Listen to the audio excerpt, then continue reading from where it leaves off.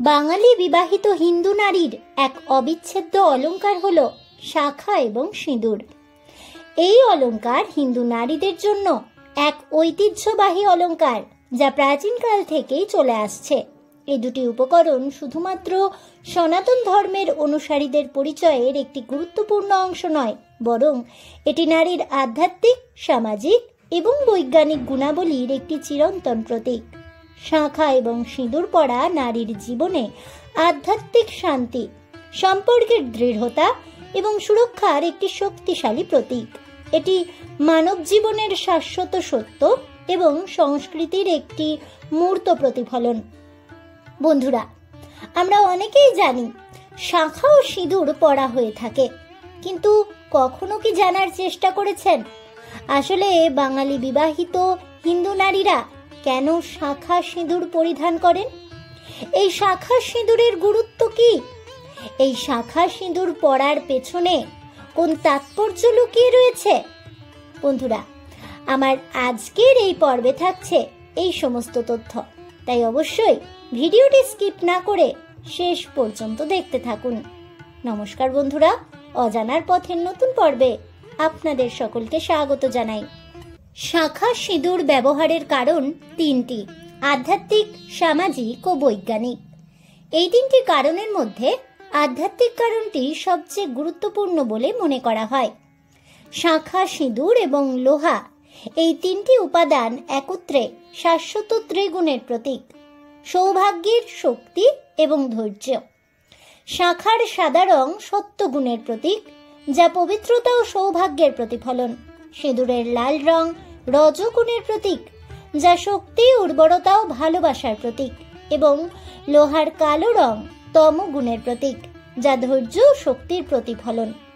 এই তিনটি গুণ সব মানুষের মধ্যে রয়েছে, তবে শাখা সিঁদুর পরিধানের মাধ্যমে নারীরা এই গুণের মধ্যে সুষমা বজায় রাখার চেষ্টা করেন। এটি জীবনে আধ্যাত্মিক উন্নতি এবং চরিত্রের সঠিক গঠনকে মূর্ত করে।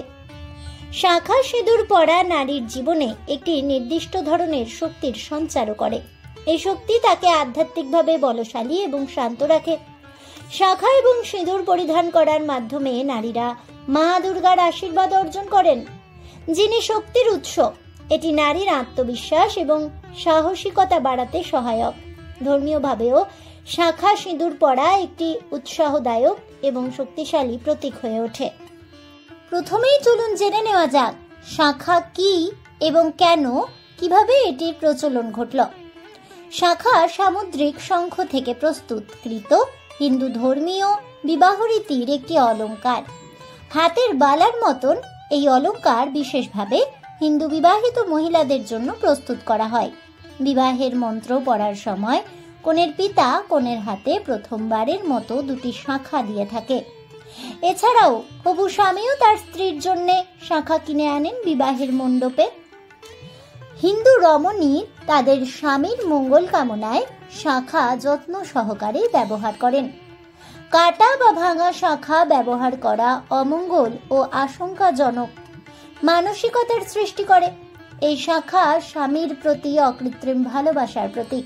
সাধারণত শঙ্খের ডান থেকে বামে গোলাকার মোড় দেখা যায়। যখন কোনো শঙ্খে বিপরীতমুখী মোড় দেখা যায়, তখন সেই শঙ্খকে অতি মূল্যবান ধরা হয় এবং সেটিকে বলা হয় সৌভাগ্যবান শঙ্খ। ধর্মীয় দৃষ্টিকোণ থেকে এই শঙ্খকে পবিত্র শঙ্খ বলা হয়ে থাকে। প্রচলিত বিশ্বাস অনুসারে পালনকর্তা বিষ্ণুর শঙ্খ নিজ হস্তে ধারণ করে থাকেন।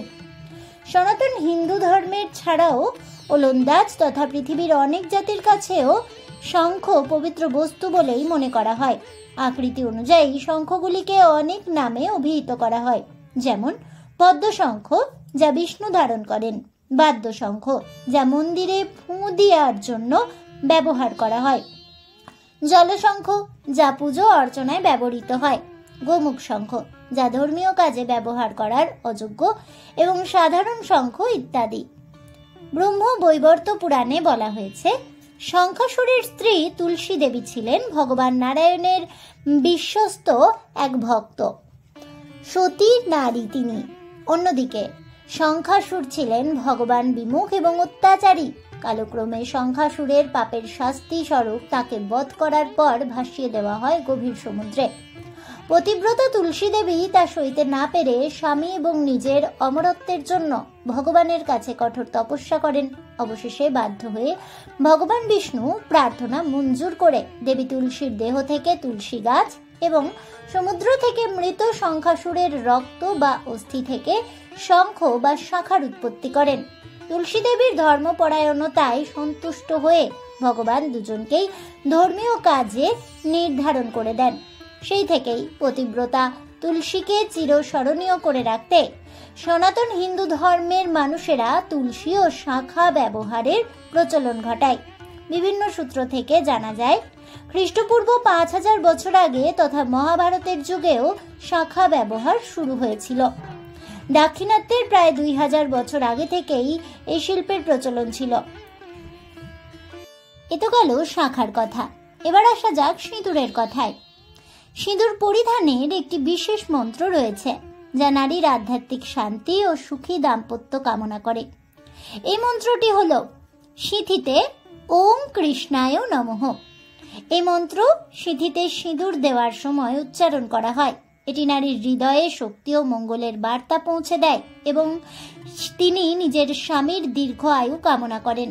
কৃষ্ণ হলেন বিশ্বভ্রামক, যার প্রতি অগাধ প্রেম ও আস্থা থেকে নারী তার সিঁথিতে এই মন্ত্র উচ্চারণ করেন।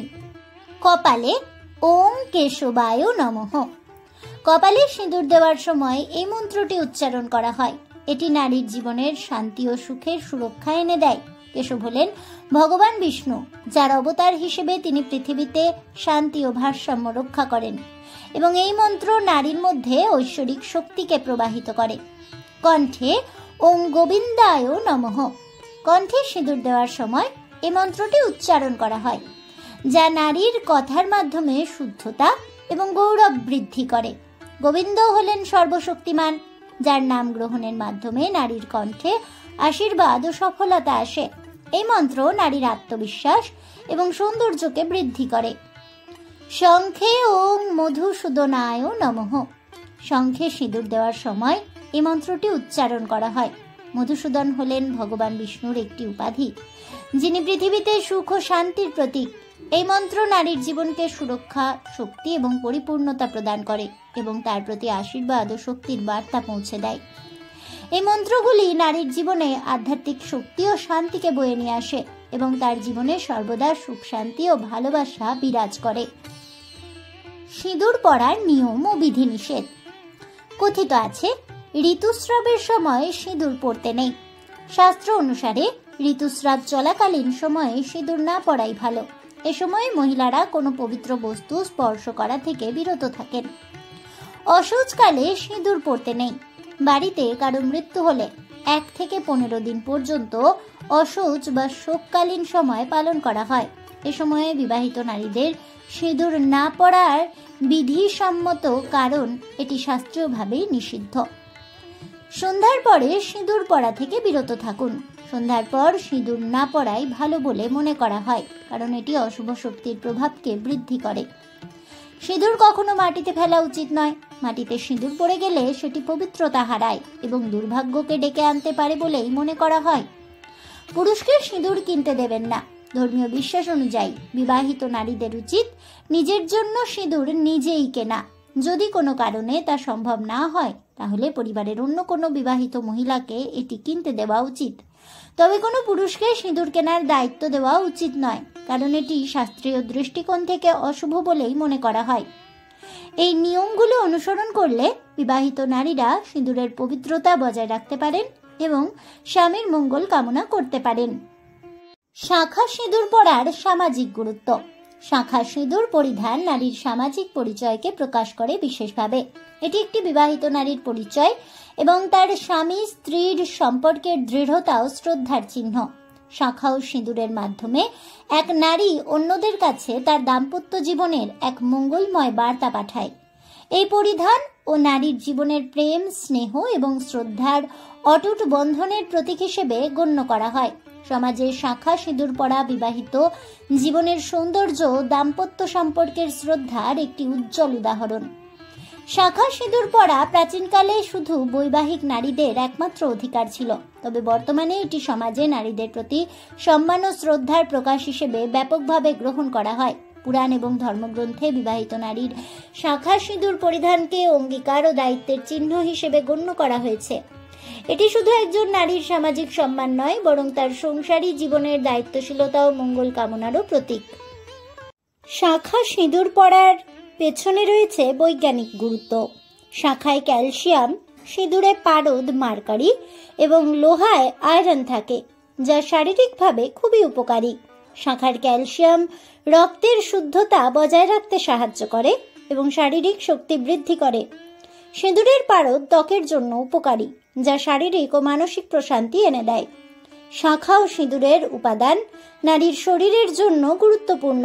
বিশেষ করে সিঁদুরে ব্যবহৃত পারদ নারীর শরীরে এক ধরনের স্নায়ু এবং মস্তিষ্কের শক্তিকে বৃদ্ধি করে, যা নারীর মননশীলতা এবং দৃঢ়তা বাড়ায়। তাছাড়া শাখা সিঁদুর পরা নারীর শরীরে তাপ উৎপন্ন করে, যা সুস্থতা এবং ভালোবাসা বৃদ্ধি করতে সহায়ক। শাখা সিঁদুর সনাতনী বিবাহিত মহিলাদের ঐতিহ্য ও সংস্কৃতির একটি বিশেষ প্রতীক হিসেবে চিহ্নিত হয়েছে। বিবাহিত জীবনের প্রথম প্রভাতে স্বামী তার স্ত্রীর সিঁথিতে সিঁদুর পরায়, যা এক দীর্ঘ জীবন এবং সুখী দাম্পত্য কামনার প্রতীক। শাখা, যা সামুদ্রিক শঙ্খ থেকে তৈরি হয়, বিবাহিত নারীদের এক বিশেষ অলংকার হিসেবে এটি পরিধান করানো হয়। এই শঙ্খের সৌন্দর্য ধর্মীয় গুরুত্ব কেবল উপাসনাতেই নয়, সাংস্কৃতিক ঐতিহ্যেও গভীরভাবে যুক্ত। প্রাচীনকালে শাখা ও সিঁদুর নারীর সৌন্দর্য জীবনের অমিত শক্তির প্রতীক ছিল। এই পরিধান নারীদের মঙ্গল কামনা, তাদের সৌন্দর্য ও বৈভব বৃদ্ধির পথপ্রদর্শক হিসেবে কাজ করেছে। শাখা সিঁদুর পরা নারীর জীবনে আধ্যাত্মিক ও সামাজিক ঐক্যের এক নিরন্তর বন্ধনকে সৃষ্টি করে। এবার চলুন জেনে নেওয়া যাক শাখা সিঁদুর পরার পেছনের সাংস্কৃতিক গুরুত্ব সম্পর্কে। শাখা সিঁদুর পরা শুধু ঐতিহ্যই নয়, এটি নারীর আত্মবিশ্বাস ও সংস্কৃতির এক অটুট নিদর্শন। এটি একটি বিবাহিত নারীর মর্যাদা ও সম্মানের প্রতীক। নারীরা শাখা সিঁদুরের মাধ্যমে স্বামীর প্রতি শ্রদ্ধা, ভালোবাসা এবং দাম্পত্য জীবনের প্রতি আনুগত্য প্রকাশ করেন, সমাজের গুরুত্ব বহন করে। যেমন পুরাণে শ্রী রামচন্দ্র এবং ভগবান শ্রীকৃষ্ণ তাদের স্ত্রীর সিঁথিতে সিঁদুর দিয়ে প্রেম ও শ্রদ্ধার প্রতীক হিসেবে চিহ্নিত করেছিলেন। এটি একটি শক্তিশালী সামাজিক বন্ধন এবং জীবনকে সুন্দরভাবে উদযাপনের চিহ্ন। শাখা সিঁদুর পরিধান সামাজিক ঐক্য এবং সম্পর্কের শক্তিশালী বন্ধনকে গুরুত্ব দেয়। এটি শুধু নারীর ব্যক্তিগত রূপ নয়, বরং তার পরিবার ও সমাজের প্রতি দায়বদ্ধতারও প্রতীক। শাখা সিঁদুর কেবলমাত্র একটি বাহ্যিক অলংকারই নয়, এটি একটি আধ্যাত্মিক, সামাজিক এবং বৈজ্ঞানিক অভ্যাস, যা নারীর শাশ্বত শক্তি, সৌন্দর্য এবং আধ্যাত্মিক উন্নতির চিহ্ন। এটি নারীর আত্মসম্মান এবং সংস্কৃতির প্রতি এক গভীর শ্রদ্ধা প্রদর্শন করে। আজও এই প্রাচীন ঐতিহ্যটি জীবন্ত এবং সমাজে তার গুরুত্ব সমানভাবেই বজায় রেখেছে। এটি মানব জীবনের এক চিরকালীন শিক্ষার প্রতীক, যা সর্বদা মানবতার অমৃত শাশ্বতত্বের পথে পথপ্রদর্শক হয়ে থাকবে। আজ এ পর্যন্তই। তাহলে বন্ধুরা, হিন্দু বিবাহিত নারীরা কেন শাখা সিঁদুর পরিধান করেন, এর পেছনে বৈজ্ঞানিক, সামাজিক এবং আধ্যাত্মিক তাৎপর্য সম্পর্কে জানতে পেরে আপনাদের কেমন লাগলো অবশ্যই আমাকে কমেন্টে জানাবেন। ভিডিওটি ভালো লেগে থাকলে লাইক, শেয়ার করতে ভুলবেন না। আমার চ্যানেলের নতুন বন্ধু হয়ে থাকলে চ্যানেলটিকে সাবস্ক্রাইব করে দেবেন। পাশে থাকা বেল বাটনটি প্রেস করে রাখবেন নতুন ভিডিওর নোটিফিকেশন পাওয়ার জন্য। দেখা হচ্ছে পরের ভিডিওতে। ততক্ষণ সবাই ভালো থাকুন, সুস্থ থাকুন আর অবশ্যই সঙ্গে থাকুন আর দেখতে থাকুন অজানার পথে।